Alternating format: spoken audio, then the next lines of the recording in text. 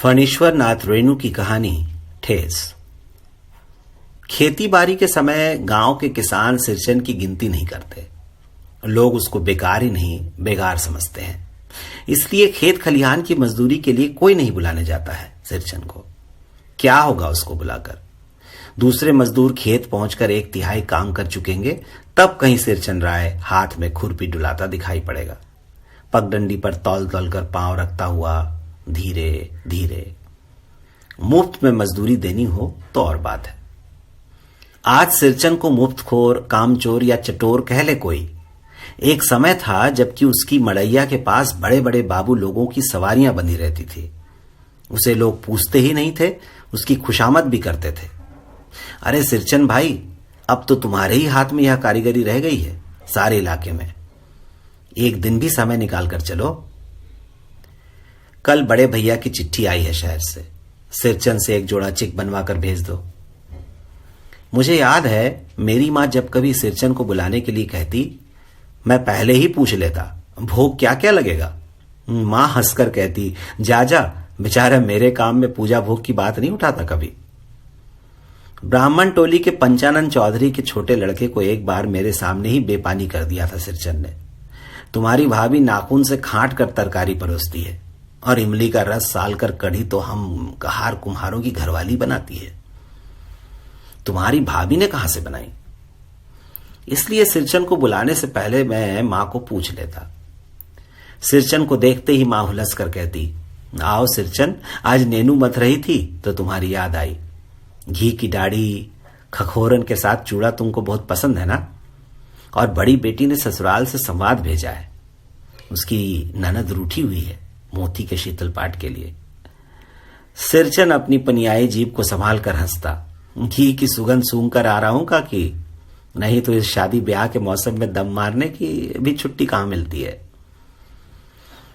सिरचन जाति का कारीगर है। मैंने घंटों बैठकर उसके काम करने के ढंग को देखा है। एक एक मोती और पटेर को हाथ में लेकर बड़े जाता से उसकी कुच्ची बनाता, फिर कुच्चियों को रंगने से लेकर सुतली सुलझाने में पूरा दिन समाप्त। काम करते समय उसकी तन्मयता में जरा भी बाधा पड़ी कि गेहूं सांप की तरफ हुक्कार उठता। फिर किसी दूसरे से करवा लीजिए काम। सिरचन मुंह जोर है, काम चोर नहीं। बिना मजदूरी के पेट भर भात पर काम करने वाला कारीगर। दूध में कोई मिठाई न मिले तो कोई बात नहीं, किंतु बात में जरा भी झाल वह बर्दाश्त नहीं कर सकता। सिरचन को लोग चटोर भी समझते हैं। तली बघारी हुई तरकारी, दही की कढ़ी, मलाई वाला दूध, इन सब का प्रबंध पहले कर लो, तब सिरचन को बुलाओ। दुम हिलाता हुआ हाजिर हो जाएगा। खाने पीने में चिकनाई की कमी हुई कि काम की सारी चिकनाई खत्म। काम अधूरा रख कर उठ खड़ा होगा।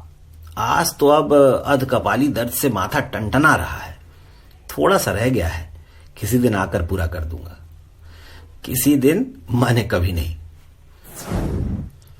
मोती घास और पटरे की रंगीन शीतल पाटी, बांस की तीलियों की झिलमिलाती चिक, सतरंगे डोर के मोढ़े, भूसी चुन्नी रखने के लिए मूंज की रस्सी के बड़े बड़े जाले, हलवाहों के लिए ताल के सूखे पत्तों की छतरी टोपी तथा इसी तरह के बहुत से काम हैं जिन्हें सिरचन के सिवा गांव में और कोई नहीं जानता।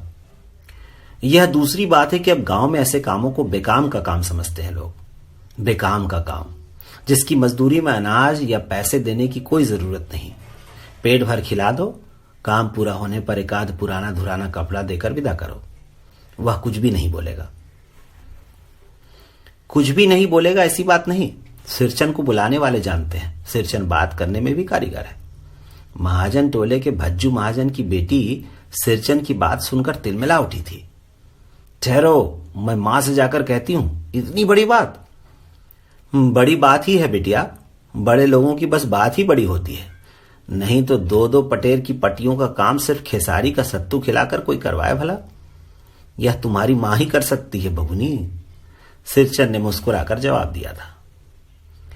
उस बार मेरी सबसे छोटी बहन की विदाई होने वाली थी। पहली बार ससुराल जा रही थी मानू। मानू के दूल्हे ने पहले ही बड़ी भाभी को खत लिखकर चेतावनी दे दी है। मानू के साथ मिठाई की पतीली ना आए कोई बात नहीं, 3 जोड़ी फैशनेबल चिक और पटेर की 2 शीतल पाटियों के बिना आएगी मानू तो भाभी ने हंसकर कहा, बैरंग वापस।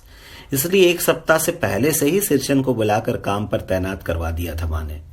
देख सिरचन, इस बार नई धोती दूंगी, असली मोहर छाप वाली धोती। मन लगाकर ऐसा काम करो कि देखने वाले देखकर देखते ही रह जाएं। पान जैसा पतली छुरी से बांस की तीलियों और कमानियों को चिकनाता हुआ सिरचन अपने काम में लग गया। रंगीन सुतलियों से झब्बे डालकर वह चिक बुनने बैठा। 1.5 हाथ की बिनाई देखकर ही लोग समझ गए कि इस बार एकदम नए फैशन की चीज बन रही है, जो पहले कभी नहीं बनी। मजली भाभी से नहीं रहा गया।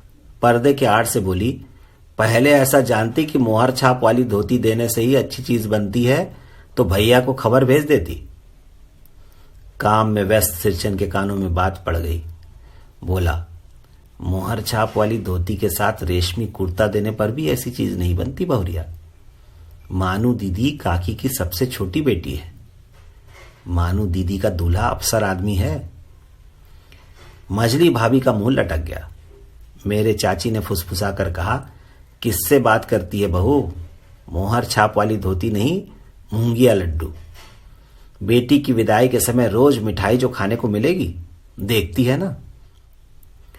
दूसरे दिन चिक की पहली पाती में 7 तारे जगमगा उठे, 7 रंग के। सदभैया तारा। सिरचन जब काम में मगन होता है तो उसकी जीभ जरा बाहर निकल आती है होठ पर। अपने काम में मगन सिरचन को खाने पीने की सुध नहीं रहती। चिक में सुतली के फंदे डालकर अपने पास पड़े सूप पर निगाह डाली। चिवरा और गुड़ का एक सूखा ढेला। मैंने लक्ष्य किया, सिरचन की नाक के पास 2 रेखाएं उभर आई। मैं दौड़कर मां के पास गया। मां, आज सिरचन को कलेवा किसने दिया है? सिर्फ चिवरा और गुड़। मां रसोई घर में अंदर पकवान आदि बनाने में व्यस्त थी। बोली, मैं अकेली कहां कहां क्या क्या देखूं। अरे मजली, सिरचन को बूंदिया क्यों नहीं देती? बूंदिया मैं खाता नहीं काकी। सिरचन के मुंह में चिवरा भरा हुआ था। गुड़ का ढेला सूप के किनारे पड़ा रहा अछूता। मां की बोली सुनते ही मजली भाभी की भौहें तन गई। मुट्ठी भर बूंदिया सूप में फेंक कर चली गई। सिरचन ने पानी पीकर कहा, मजली बहुरानी अपने मैके से आई हुई मिठाई भी इस तरह हाथ खोलकर बांटती है क्या? बस मजली भाभी अपने कमरे में बैठकर रोने लगी। चाची ने मां के पास जाकर लगाया। छोटी जाति के आदमी का मुंह भी छोटा होता है। मुंह लगाने से सर पर चढ़ेगा ही।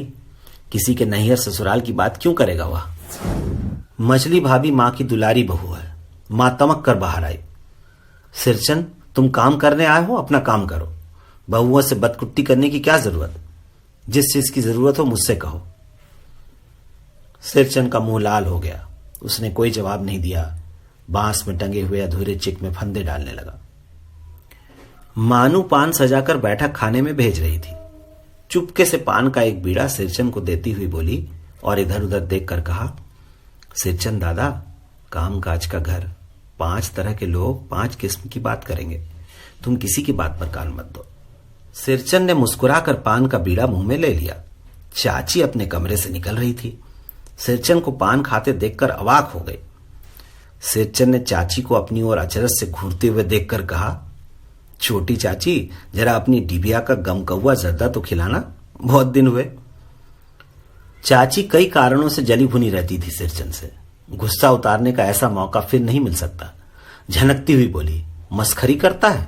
तुम्हारी चढ़ी हुई जीभ में आग लगे। घर में पान और गमकौआ जर्दा खाते हो, चटोर कहीं के। मेरा कलेजा धड़क उठा। यत परो नास्त।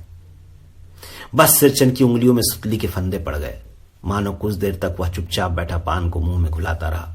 फिर अचानक उठकर पिछवाड़े पीक थूकाया। अपनी छुरी, हंसिया वगैरह समेट संभाल कर झोले में रखे, टंगी हुई अधूरी चिक पर एक निगाह डाली और हनहनाता हुआ आंगन के बाहर निकल गया। चाची बड़बड़ाई, अरे बाप रे बाप, इतनी तेजी? कोई मुफ्त में तो काम नहीं करता। 8 रुपए में मोहर छाप वाली धोती आती है। इस मुंह झौसे के मुंह में लगाम है, नाक में शील। पैसा खर्च करने पर सैकड़ों चिक मिलेंगी। बातर टोली की औरतें सिर पर गट्ठर लेकर गली गली मारी फिरती हैं। मानू कुछ नहीं बोली, चुपचाप अधूरी चिक को देखती रही। 7 तारे मंद पड़ गए।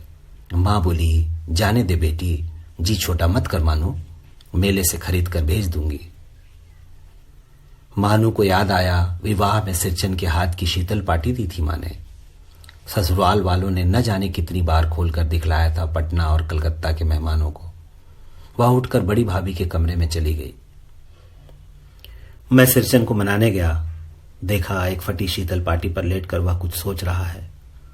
मुझे देखते ही बोला, बबुआ जी अब नहीं, कान पकड़ता हूं, अब नहीं। मोहर छाप वाली धोती लेकर क्या करूंगा, कौन पहनेगा?